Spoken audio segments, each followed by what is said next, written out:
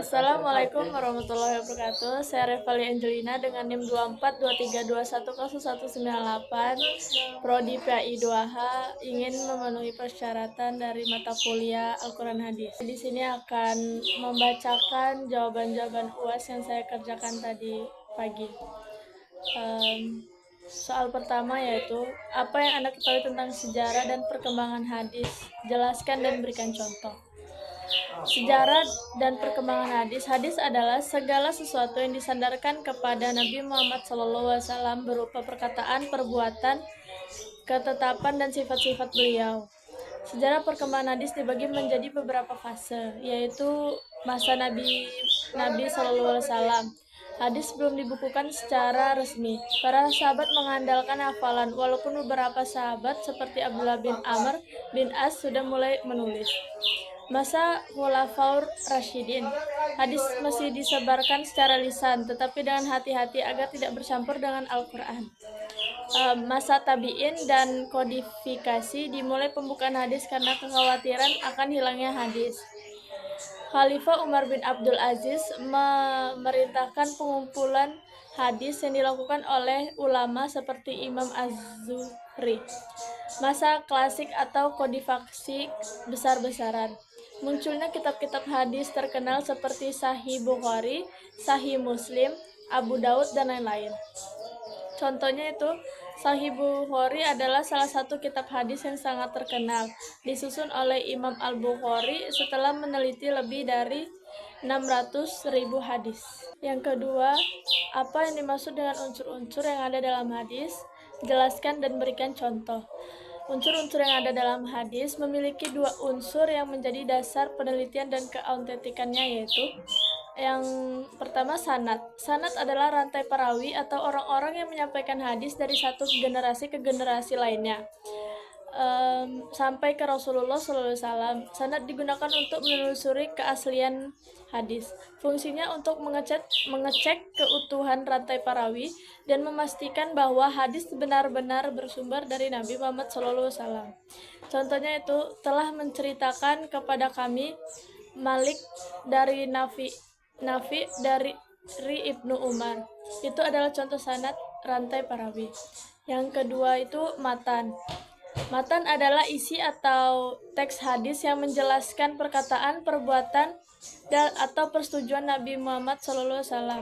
Fungsinya untuk menyampaikan pesan atau ajaran yang berasal dari Nabi SAW.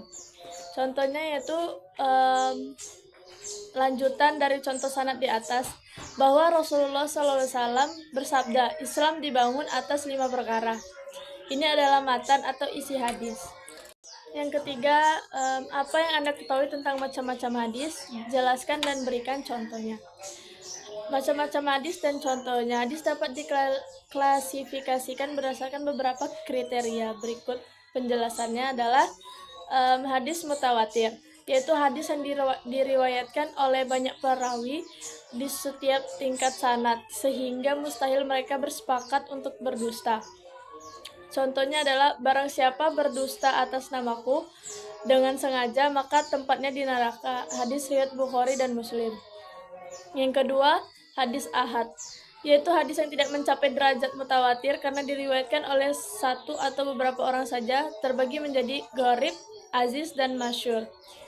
Yang ketiga, hadis sahih, hadis yang sanadnya bersambung, perawinya adil dan kuat hafalannya, tidak syadz atau janggal, dan tidak cacat. Contohnya, Islam dibangun atas 5 perkara. Hadis riwayat Bukhari dan Muslim. Terus hadis hasan, mirip dengan hadis sahih, tapi kualitas hafalan perawinya sedikit di bawah hadis sahih. Contohnya itu, hadis yang diriwayatkan oleh Tirmizi dari Abu Hurairah tentang pentingnya sholat berjamaah. Hadis daif atau hadis lemah, hadis yang sanadnya terputus, perawinya tidak terpercaya atau ada cacat lain. Contohnya, hadis tentang tuntutlah ilmu sampai ke negeri Cina, dianggap daif oleh banyak ulama. Hadis marfu, langsung disandarkan kepada Nabi Muhammad SAW. Contohnya, barang siapa yang menipu, maka ia bukan dari golonganku. Hadis mauquf, hanya sampai kepada sahabat, tidak disandarkan ke Nabi. Contohnya, ucapan Umar bin Khattab tentang pembagian zakat. Yang keempat, apa yang Anda ketahui tentang teori sanad dan matan hadis? Jelaskan dan berikan contoh. Teori sanad dan matan hadis dalam ilmu hadis. Sanad dan matan adalah dua unsur utama yang menjadi dasar untuk menilai keaslian dan kekuatan suatu hadis. Sanad atau rantai periwayatan. Sanad adalah rantai atau mata rantai perawi yang menyampaikan hadis dari Nabi Muhammad SAW hingga perawi terakhir yang mencatat dan meriwayatkannya. Fungsi sanad untuk menelusuri keaslian hadis, menilai kredibilitas para perawi, memastikan kesambungan periwayatan hadis. Contohnya adalah telah menceritakan kepada kami Malik dari Nafi dari Abdullah bin Umar.